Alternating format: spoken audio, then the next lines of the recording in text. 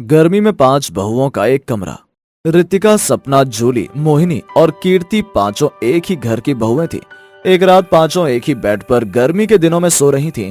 आधी रात को कीर्ति बेड से नीचे गिर जाती है और वो जोर से चिल्लाते हुए बोलती है, हे भगवान, सत्यानाश उसका जिसने आधी रात को मुझे लात मारकर बेड से गिरा दिया। भगवान, मेरी कमर टूट गई। अरे ओ जेठानी जी, सुनाई नहीं दे रहा क्या? अरे उठ जाओ, अब तो कमर टूट गई। मुझे जान से मारकर दम लोगी क्या? क्या हुआ कीर्ति, इतनी रात को क्यों चिल्ला रही हो? क्यों चिल्ला रही हो? एक तो मेरी कमर टूट गई, ऊपर से आप पूछ रही हो कि क्यों चिल्ला रही हो। अरे आपने मुझे बेड पर सुलाया और मैं नीचे गिरी हुई हूँ। अब चिल्लाओ नहीं तो क्या खुश हो कि मेरी जेठानी जी ने मुझे लात मार के बेड से नीचे गिरा दिया? अरे मैं तुझे लात क्यों मारूंगी? इतना छोटा सा तो बेड, ऊपर से 5-5 लोग इसमें सोते हैं। गर्मी में यहाँ वहाँ होने के कारण तुझे लात लग गई होगी मेरी गलती से। अरे क्या कर रही हो तुम दोनों? नींद नहीं आ रही तो कमरे से बाहर चले जाओ, लेकिन हमें तो सोने दो। एक तो वैसे ही ठीक से पूरी नींद नहीं हो पाती। पता नहीं कौन से बुरे कर्म किए थे जो इतनी गर्मी में एक कमरे में सड़ने को मिल रहा है। हे भगवान, ऊपर से इतनी गर्मी और इन लोगों का भाषण खत्म ही होने का नाम नहीं लेता। अरे अब बस करो, सो जाओ ना। चुपचाप जैसे रोज सोते थे वैसे ही आज भी सो जाओ, क्योंकि हमारी माँ जी को तो कुछ समझ आने वाला है नहीं। वे हमें दूसरा कमरा देने तो वाली नहीं है। ये तो हमने सबने सबसे बड़ी गलती कर दी है। हमने फौजियों से शादी जो कर ली है, क्योंकि वे तो अपने घर में नहीं रहते हैं। उनकी जिंदगी तो बॉर्डर में कट जाती है और हमारी जिंदगी इस कमरे में कट रही है। पांचों में आधी रात को घमासान युद्ध हो जाता है। उनका शोर सुनकर उनकी सास मधु बाजू वाले कमरे से बाहर आती है और कहती है, तुम पांचों में कोई संस्कार या शर्म लिहाज बचा है या नहीं? अरे इतना भी सोच विचार नहीं है क्या? तुम्हारे अंदर की सास बगल वाले कमरे में सो रही है और तुम यहाँ आपस में लड़ाई झगड़ा कर रही हो। माँ जी, लड़ाई झगड़ा ना करे तो क्या करें? एक तो इतना छोटा सा बेड है, ऊपर से उस बेड में सोने वाले 5-5 लोग। मुझे मोहिनी दीदी ने लात मार के नीचे बेड से गिरा दिया। अब ऐसे में लड़ाई झगड़ा तो होगा ही ना। क्या फायदा उस 4 पैसों का? उन पैसे के आने के बाद भी घर में लड़ाई झगड़ा कलेश होता ही है। कीर्ति, तुम बिल्कुल सही कह रही हो। माँ जी, कम से कम कमरा किराए पर तो उठा दो और बाकी कमरा हमें दे दो ना। अब तुम्हारे हिसाब से मैं घर गृहस्थी चलाऊंगी। जिस दिन मैं मर जाऊंगी उस दिन तुम अपने हिसाब से करना जो तुम्हें करना होगा, लेकिन जब तक मैं जिंदा हूँ तब तक मेरे हिसाब से चीजें चलेंगी। घर में 6 कमरे हैं, 4 किराए पर उठा रखे हैं मैंने, जिनमें से एक कमरा मेरे पास है। और एक कमरे में तुम पांचों का गुजारा नहीं होता तो रहना है तो रहो, नहीं तो मेरे हिसाब से रहना पड़ेगा, वरना जाओ। मधु बहुत ही ज्यादा कंजूस थी। घर में 4 और कमरे होने के बावजूद अपनी पांचों बहुओं को एक ही कमरे में सुलाया करती थी और बाकी के कमरे किराए पर लगा कर रखे हुए थे। ऐसे ही दिन के समय में ज्यादा गर्मी होने के कारण कमरे में बेड भी अब गर्म हो चुका था। ये देखकर सबसे छोटी बहू कीर्ति अपना दिमाग लगाती है और कहती है, एक काम करती हूँ, बिस्तर तो गर्म हो चुका है, इसे ठंडे पानी से थोड़ा ठंडा कर देती हूँ। कीर्ति फ्रिज में से ठंडा पानी लाती है और बिस्तर पर थोड़ा थोड़ा पानी छिड़क देती है और उस बिस्तर पर लेट जाती है। थोड़ी ही देर बाद उसकी जेठानी मोहिनी आती है और वो जैसे ही बेड पर बैठती है उसे गीला गीला महसूस होता है और वो कीर्ति पर गुस्सा करते हुए कहती है, कीर्ति, तो अपनी हरकतों से बाज नहीं आएगी क्या? ऐसी हरकतें कौन करता है? माना गर्मी बहुत ज्यादा है, लेकिन बिस्तर गीला करके कौन सोता है? अरे दीदी, आपको नहीं पता, बिस्तर गीला करके और पंखा चलाकर सोने के बाद मुझे एसी वाली फीलिंग आती है। हम गरीब लोग हैं ना, छोटी छोटी चीजों में ना बड़ी बड़ी खुशियां ढूंढ लेते हैं। अरे हमें एसी की जरूरत नहीं है, क्योंकि हमें तो अलग अलग कमरों की जरूरत है, लेकिन उसमें माँ जी हमें वो देने के लिए तैयार नहीं है। फिर भी हम गुजारा कर रहे हैं। ठीक उसी तरह से एसी की जरूरत भी नहीं है, बिस्तर गीला करके एसी बना लेंगे हम। अरे बस, तेरी ये बड़ी बड़ी बातें मुझे नहीं समझ आती और ना मुझे पसंद है। इस तरह से कीर्ति की बाकी की और जेठानी आवाज लगाती हैं और वो सारे के सारे कीर्ति को सुनाने लग जाते हैं। बेचारी कीर्ति को बहुत बुरा लगता है और वो उनसे कहती है, दीदी, मैं घर में सबसे छोटी हूँ, लेकिन इसका मतलब ये नहीं है कि कोई मुझे कुछ भी बोलकर चले जाए। अगर मैंने बेड को गीला किया है तो उसके पीछे एक रीजन है, वो भी गर्मी। आप उस चीज को समझने की कोशिश क्यों नहीं कर रही हो? अगर सबक सिखाना है तो माँ जी को सिखाओ ना। वे इतनी ज्यादा कसाई हो गई हैं, वे हमें गर्मी में मार रही हैं। क्यों ना हम सब उनको एहसास दिलाएं, जो इस गर्मी में हम महसूस कर रहे हैं वो महसूस करें, तब तो उनको अक्ल आएगी। कीर्ति की बातें सुनने के बाद चारों सोच में डूब जाते हैं और पांचों मिलकर अब ठान लेते हैं कि अपनी सास को सबक सिखाकर ही रहेंगे। ऐसे ही एक रात सास अपने कमरे में सोने के लिए आती है।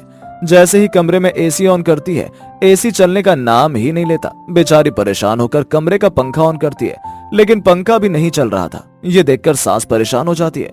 गर्मी में अब सास को भी नींद नहीं आ रही थी और सास अपनी पांचों बहू के कमरे में जाती है और उनसे कहती है, सुनो, मैं कुछ दिनों तक तुम्हारे कमरे में ही होंगी, क्योंकि मेरे कमरे का एसी पंखा सब कुछ खराब हो चुका है और गर्मी में मुझे नींद नहीं आती।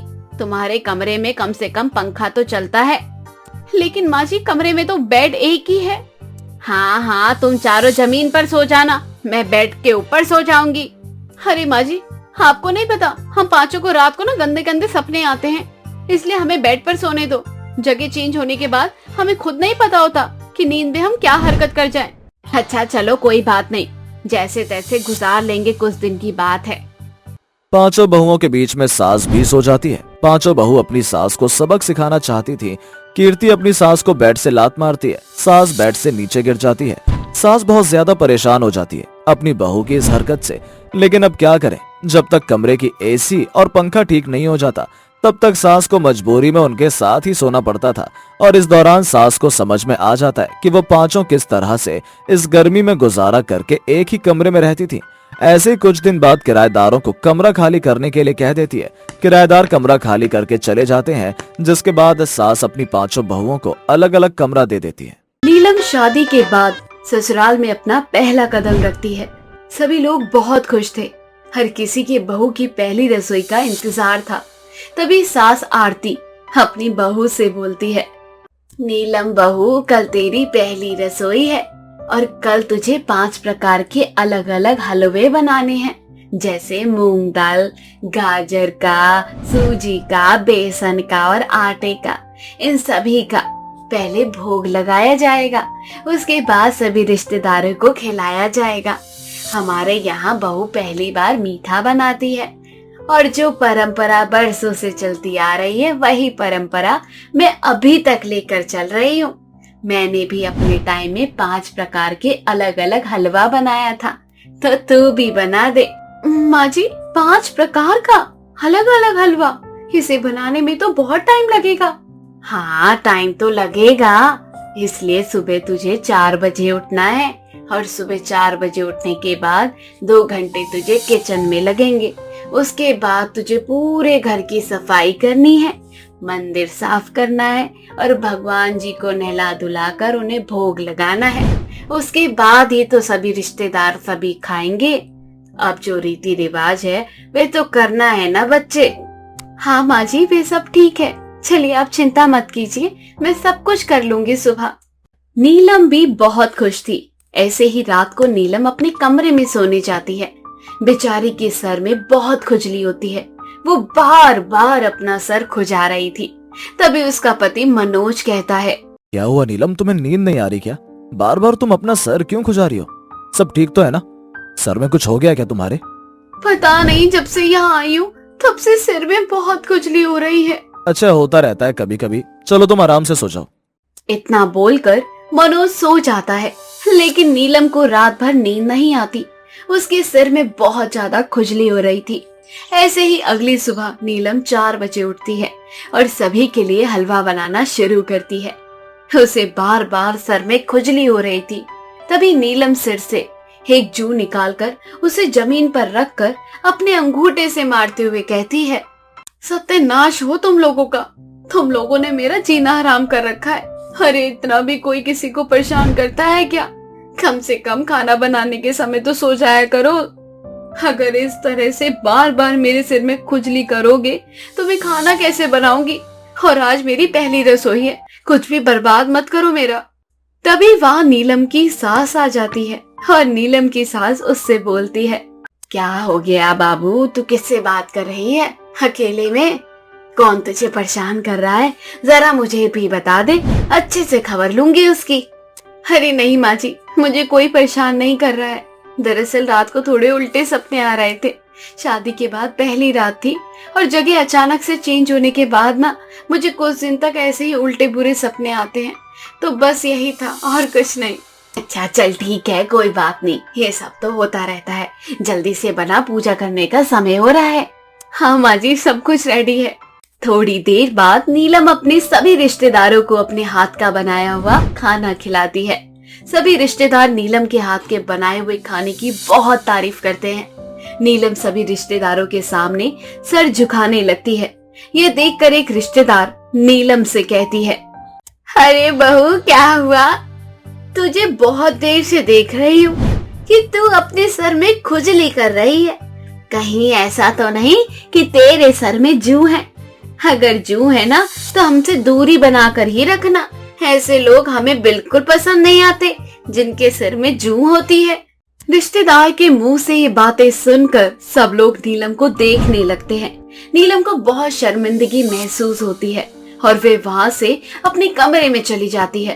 थोड़ी देर बाद नीलम की सास नीलम के पास आती है और कहती है, वैसे बहू सच बता, ये बात तो मैंने भी नोटिस की है कि तेरे सिर में बहुत खुजली होती है। सच में तेरे सर में जूं है? देख, मुझसे तो कुछ छुपाने की जरूरत नहीं है तुझे। हाँ जी माँ जी, मेरे सर में जूं है और जूं की वजह से मेरे सर में खुजली हो रही है। क्या तेरे सर में जूं है? हे भगवान, तेरी वजह से अब हम सबके सर में भी जूं आ जाएगी। एक काम कर, तू ना मेरे बेटे से दूर रह और हमारी पूरी फैमिली से भी। हमारे पास आने की और हमारे आसपास भटकने की कोई जरूरत नहीं है। माँ जी, आप बिल्कुल भी चिंता मत कीजिए, ये मेरे सर से चली जाएंगी। मुझे अभी कुछ दिन से टाइम नहीं मिल रहा है कि मैं अपनी जुएं को सर से निकाल पाऊं। अरे बहू, मुझे साफ सफाई देने की कोई जरूरत नहीं है, तू बस हमसे दूरी बना ले। माँ जी, अब कैसी बातें कर रही हैं? आखिर हूँ तो मैं इसी घर की सदस्य ना। कब तक आप लोगों से दूर रहूंगी? घर का सारा काम करना, खाना बनाना, आप लोगों की सेवा करना, यही तो मेरा फर्ज है। और अगर मैं आप लोगों से दूरी बना लूंगी तो ये सब कैसे होगा? तुझे घर का कोई काम नहीं करना है, तू अपने कमरे में ही पड़ी रह। मैं खुद घर का काम करूंगी, खाना भी तुझे दे दूंगी, लेकिन तू भगवान के लिए हमारे घर में किसी भी चीज को हाथ मत लगाना। ऐसे ही समय बीत जाता है। सास ने सख्त मना किया था नीलम को कमरे से बाहर आने के लिए। यहाँ तक कि नीलम का पति भी उसका साथ नहीं दे रहा था। धीरे धीरे कुछ महीने गुजर जाते हैं। नीलम मानसिक रूप से अंदर ही अंदर घुट रही थी। नीलम की सास घर का सारा काम खुद करती तथा उसका खाना बनाकर उसे दूर से ही देकर चली जाती। नीलम से कोई भी बातचीत नहीं करता था। धीरे धीरे नीलम की तबीयत खराब होने लगती है और उसके सर की जुएं बढ़ने लग रही थी। नीलम और ज्यादा डिप्रेशन में जा रही थी। ऐसे ही एक दिन नीलम की सास नीलम के कमरे में थी, उसे खाना देने जा रही थी और वे देखती है कि नीलम बेहोश कमरे में पड़ी है। हे भगवान, क्या हो गया इसे हाथ लगाने में भी डर लग रहा है, कहीं इसकी सर की जूं मेरे पास ना आ जाए। क्या करूं, कुछ समझ नहीं आ रहा है, कुछ तो करना पड़ेगा। नीलम की सास अपने बेटे को वहां पर बुलाती है। दोनों माँ बेटा मिलकर नीलम को किसी तरह से अस्पताल लेकर जाते हैं, जहां डॉक्टर नीलम को एडमिट कर लेते हैं। थोड़ी देर बाद डॉक्टर नीलम से कहते हैं, देखिए, आपकी बहू डिप्रेशन में है, उनके साथ ऐसा क्या हुआ है जिस वजह से उनकी हालत हुई है? नीलम की सास अपनी गलती मानकर डॉक्टर को सारी बात बताती है, जिसके बाद डॉक्टर नीलम से कहते हैं, देखिए, ऐसे में तो फैमिली को हमेशा अपनी फैमिली मेंबर को सपोर्ट करना चाहिए। जब आपकी बहू के सर में जुएं आए थे तो आपको जुओं को खत्म करने की कोशिश करनी थी, ना कि रिश्ते को खत्म करने की। शायद इसी वजह से आपकी बहू डिप्रेशन में। नीलम के सिर में बहुत ज्यादा जुएं हो गई थी। वह कई दिन तक नहाई नहीं थी, इसलिए डॉक्टर ने उसके सारे बाल हटा दिए थे। अब वह गंजी हो चुकी थी। नीलम की सास नीलम के पास जाती है और उससे अपनी गलती की माफी मांगती है।